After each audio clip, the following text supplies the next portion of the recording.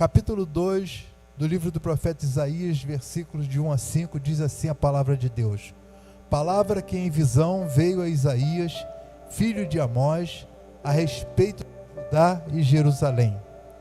Nos últimos dias acontecerá que o monte da casa do Senhor será estabelecido no cimo do monte, e se elevará sobre os outeiros, e para ele afluirão todos os povos.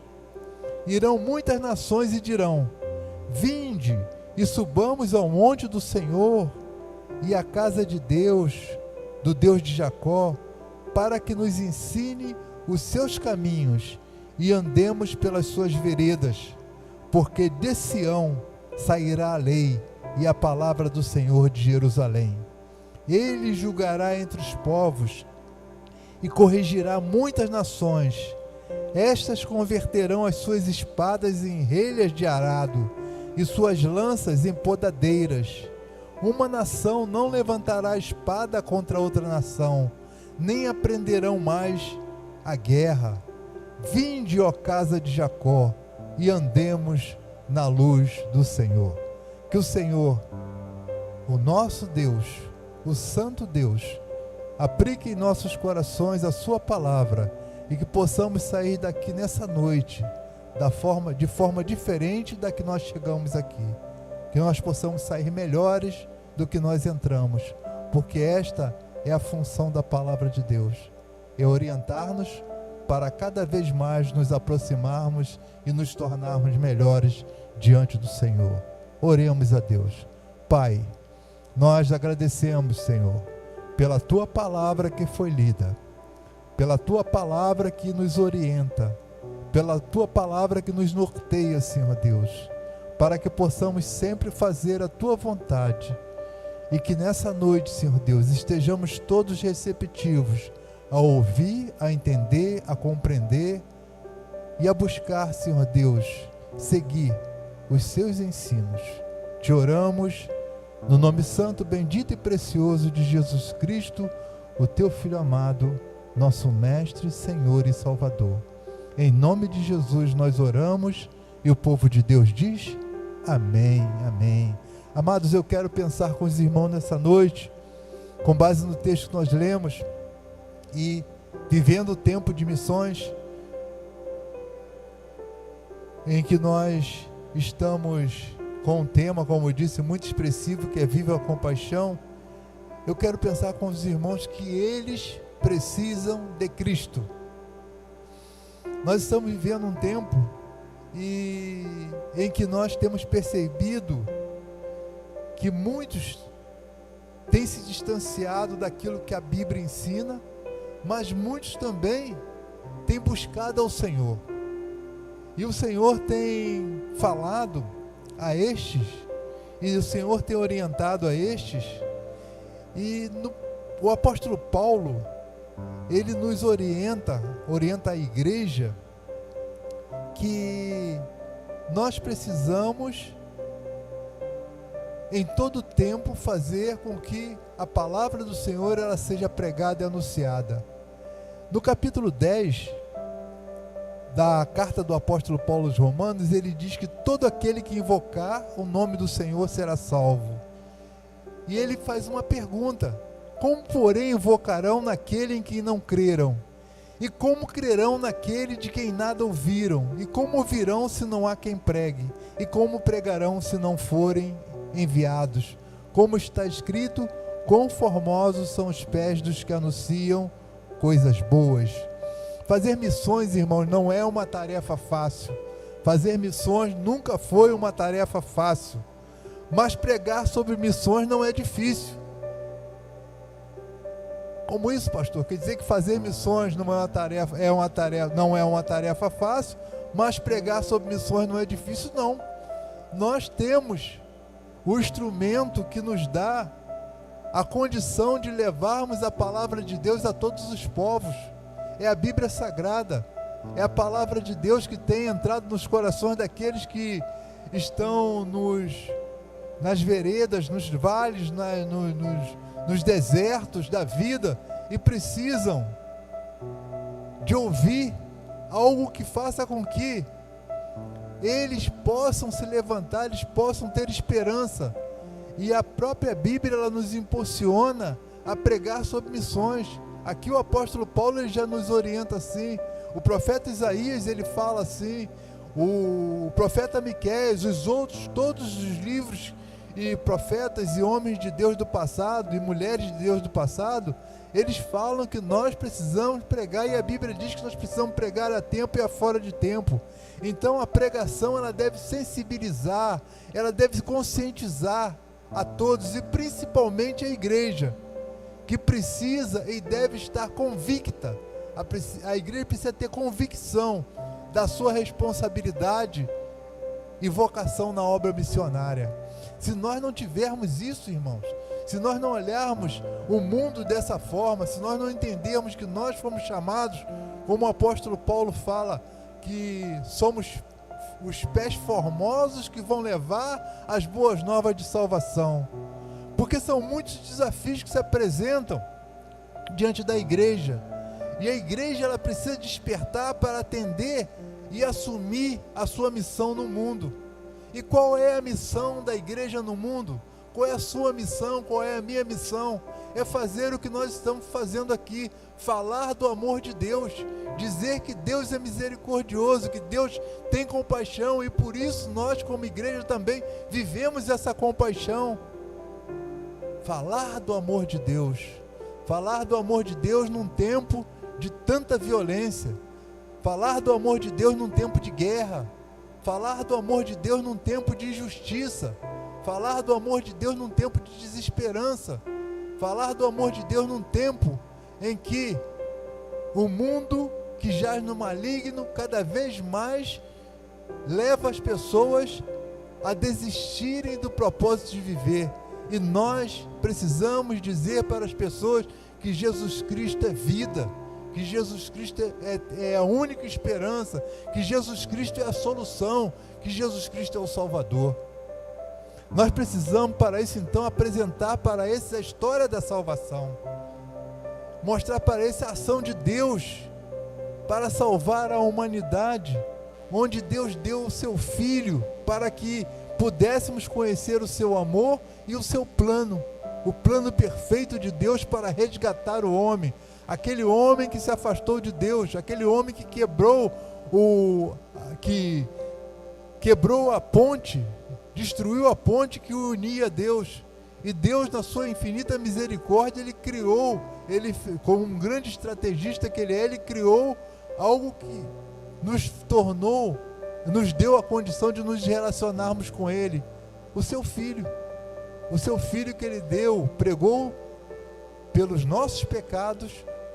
Cristo foi pregado na cruz do Calvário, para que nós tivéssemos a condição de sermos restaurados e sermos perdoados dos nossos pecados, onde Deus nos oferece vida eterna e nos oferece a realização completa, como nós queremos, como nós ansiamos, como nós gostamos, como nós buscamos viver na presença do Senhor, para que o Senhor, ele aplique em nós todo esse amor, ele derrame sobre nós todo esse amor, o amor entrega, que deu o que ele tinha de melhor.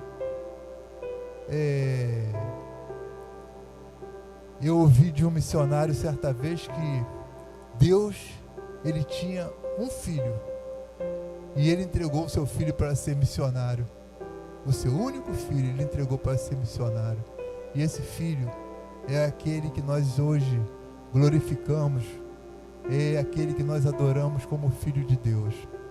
Essa semana, uma pessoa nova convertida, ela me fez uma pergunta. E ela perguntou: pastor, Deus é Deus? E Jesus Cristo é Jesus Cristo? Ou são pessoas diferentes? Como é que fica essa situação? Como é que a gente entende isso? E ali mesmo, né, hoje a gente tem um recurso do WhatsApp, a gente consegue, né, fazer um gabinete, né, à distância, né? Nós ali conversamos bastante. Eu fui mostrando a essa pessoa, e me chamou a atenção e me deu me mostrou a responsabilidade que nós temos com os novos que nós temos na igreja, a responsabilidade que nós temos com a escola bíblica dominical, que nós estamos aí voltando, né? E voltamos e estamos buscando trazer as pessoas para conhecer um pouco mais da palavra de Deus. E eu iniciei dizendo que eles precisam de Cristo. E por que eles precisam de Cristo? A palavra de Deus, na carta do apóstolo Paulo aos Romanos, ele diz que todos pecaram e destituídos estão da glória de Deus. Romanos capítulo 3, versículo 23. Então, isso nos leva a entender que a evangelização mundial, ela exige que vejamos todas as pessoas como Deus as vê, pecadoras, que precisam de arrependimento, que precisam de conversão, que precisam de salvação. E nós estamos vivendo um tempo em que nós estamos vendo isso. Como o mundo está carente da palavra de Deus, como o pecado tem imperado. E a Bíblia diz que onde abundou o pecado, superabundou a graça. E é essa graça misericordiosa que nós temos que anunciar para o mundo e dizer para o mundo que Jesus Cristo, ele tem poder para salvá-los, para tirá-los dessa condição de destituído da glória de Deus e ser uma pessoa que possa também dizer como nós que um dia estaremos na eternidade com Cristo, que teremos a vida eterna, que temos a vida eterna concedida pelo Senhor Jesus Cristo a partir do momento em que nós nos achegamos a Ele e dissemos a Ele: Senhor, eu quero ser seu filho, eu sou teu, eu me arrependo dos meus pecados, eu quero te conhecer mais, eu quero estar contigo, eu quero viver na tua presença, porque todos pecaram e destituídos estão da glória de Deus. Então, as pessoas pecam por natureza. A Bíblia diz que não há um justo, nem um justo sequer. O apóstolo Paulo também, escrevendo aos Romanos, na carta do apóstolo Paulo aos Romanos, capítulo 3, versículo 10. As pessoas, elas pecam por escolha. Nós já falamos sobre isso, porque todos pecaram e destituídos estão da glória de Deus, capítulo 3, versículo 23. As pessoas pecam por prática, porque o salário do pecado é a morte, mas o dom gratuito de Deus é a vida eterna por Cristo Jesus nosso Senhor, Romanos capítulo 6, versículo 23. Então, o que nós entendemos é que todos os povos precisam do Evangelho, estão perdidos sem o mesmo.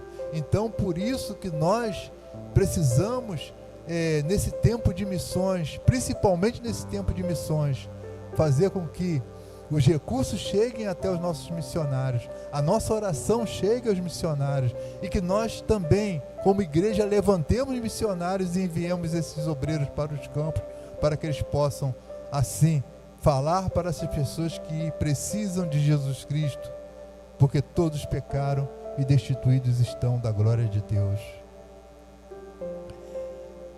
Porque eles precisam de Cristo, por causa da opressão e sofrimento em que ainda vivem. Os povos estão vivendo afligidos, sofrendo todo tipo de injustiça, sem condições de terem supridas suas necessidades básicas. Nós estamos hoje, inclusive eu tenho feito essa leitura, né? Eu tenho pensado nisso. Hoje nós estamos todos, né? O mundo inteiro está voltado para a Ucrânia, para a Rússia, para aquele pedaço do mundo ali. Os países que estão em volta, Polônia, Alemanha, Tchecoslováquia, todos os outros ali, apreensivos. Irmãos, será que nós esquecemos da África, né, irmão Tiago Contígio? Sudão, há tempos em guerra, né? Milhares e milhares de pessoas ali sendo massacradas. Nigéria, Moçambique. Será que... Eu fico pensando, por que a Europa chamou tanto, um país na Europa chamou tanta atenção, quando nós temos no mundo inteiro pontos de sangue, né? derramamento de sangue, Somália. Por que esses países eles não foram vistos? Será que nós não nos compadecemos?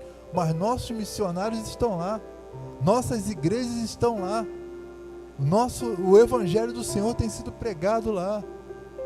A mídia que esqueceu da África, ela pode ter esquecido da África, mas nós não esquecemos. As nossas juntas não esqueceram, as nossas igrejas não esqueceram. Nós tivemos aqui o Palhaço Alegria, né?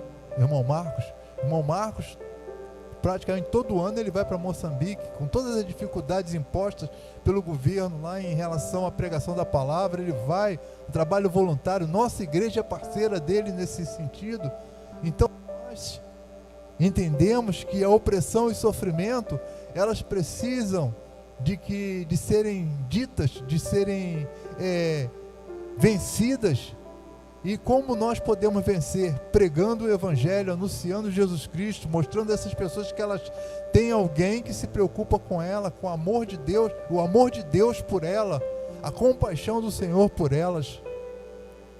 E nós não precisamos ir muito longe para isso não, irmãos. Eu estava hoje pensando, quando aqui meditava no texto e pensava no sermão dessa noite, eu tinha uma responsabilidade quando eu trabalhava no estaleiro. Uma das minhas funções lá era cuidar da parte de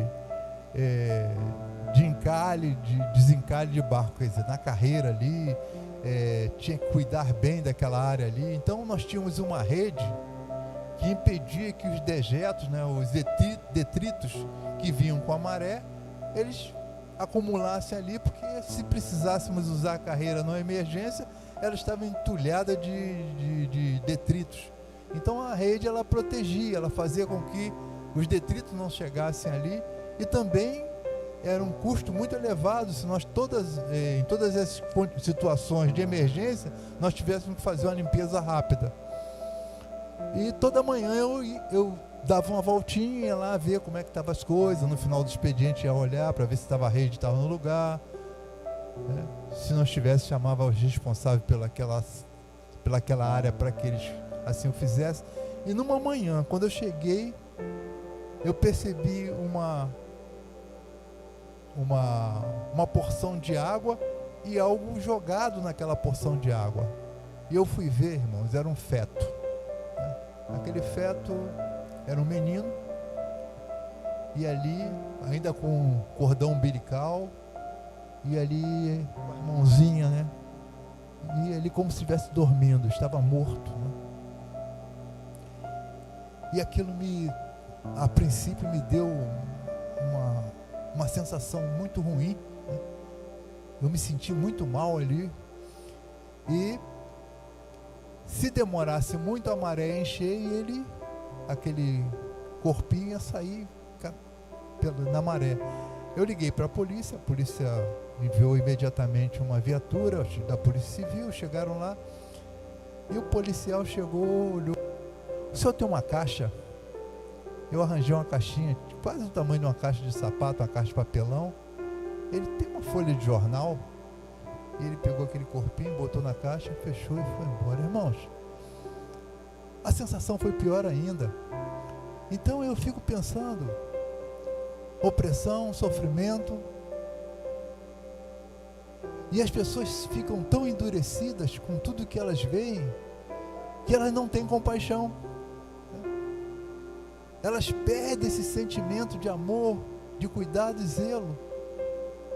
Daí a pouco eu fui chamado para a diretoria.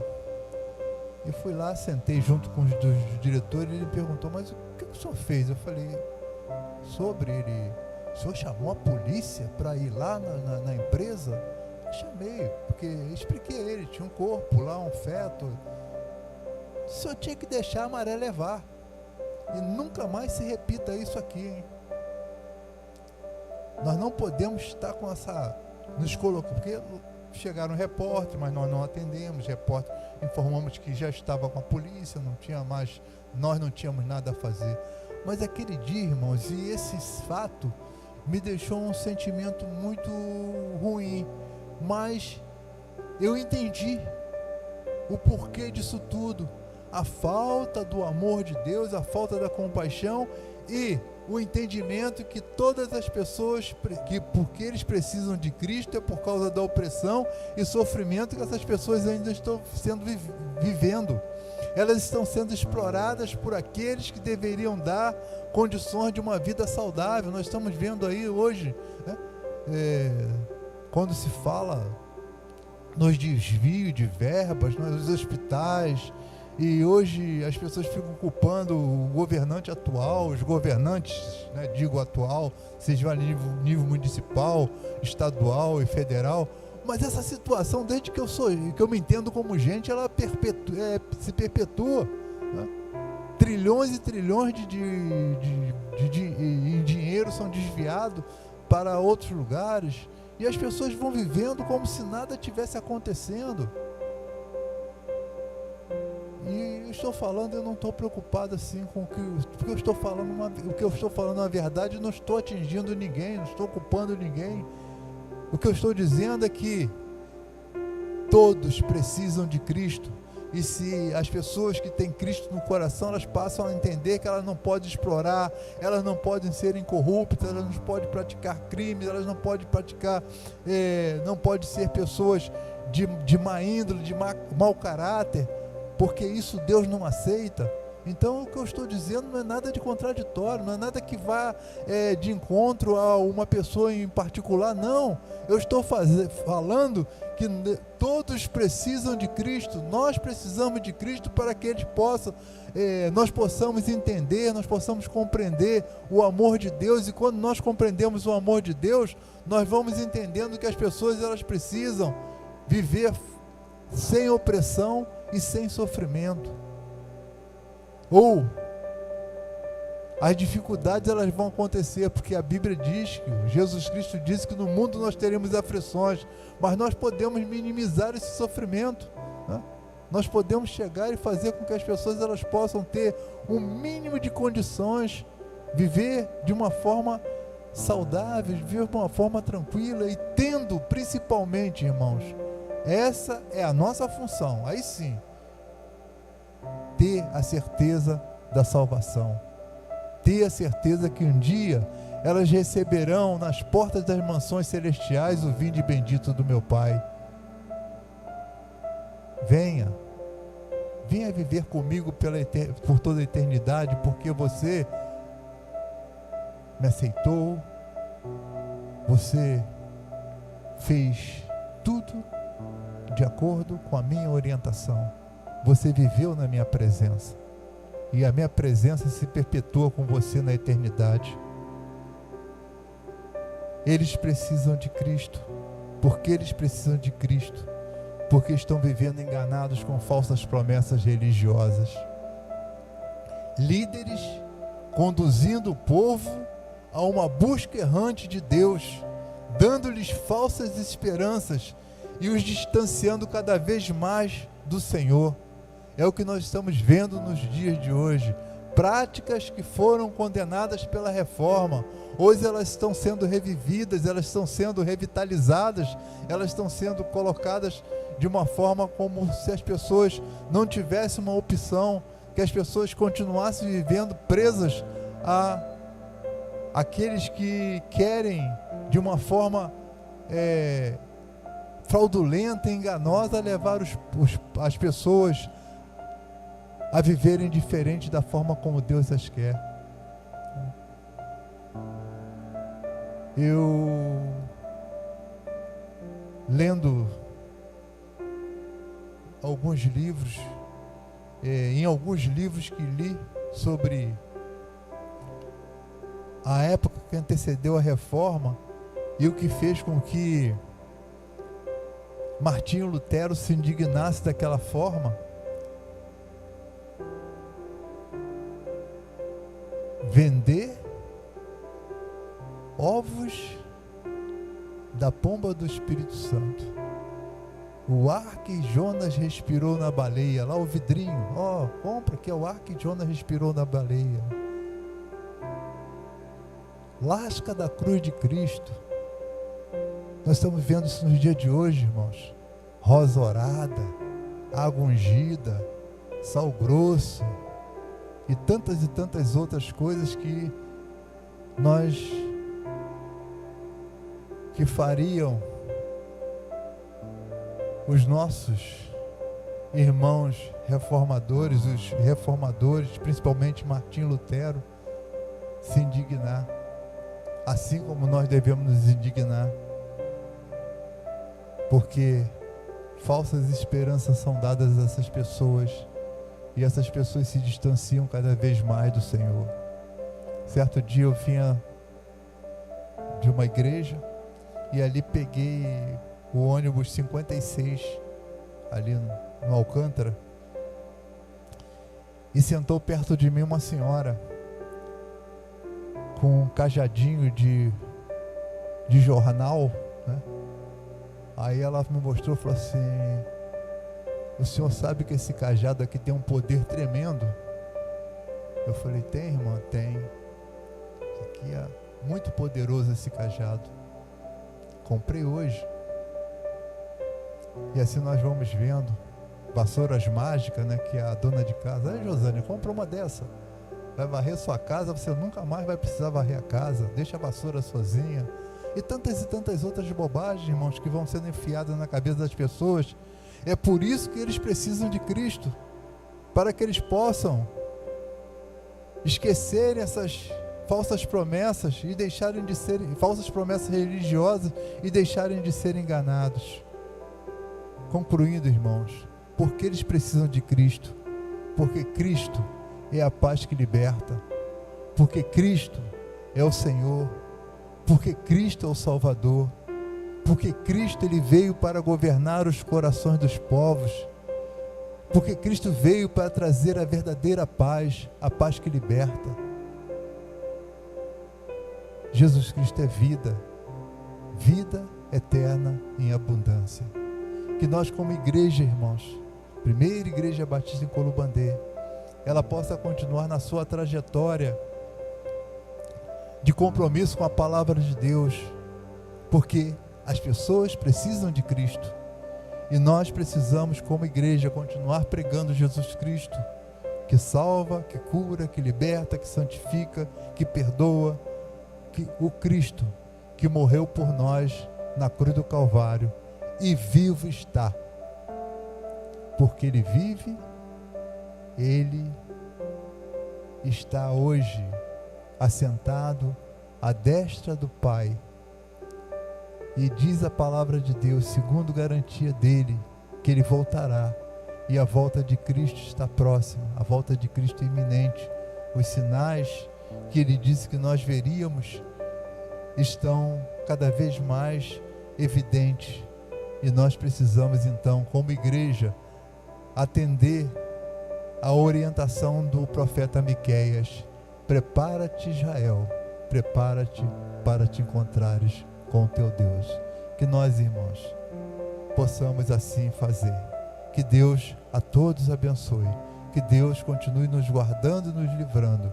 Que Deus continue nos abençoando para que possamos sempre viver a palavra dele, viver com sabedoria, com dignidade e viver pregando a mensagem que a nós foi dada, para que as pessoas pudessem também ter a mesma certeza que nós, de um dia viver com o Senhor para todo sempre na eternidade.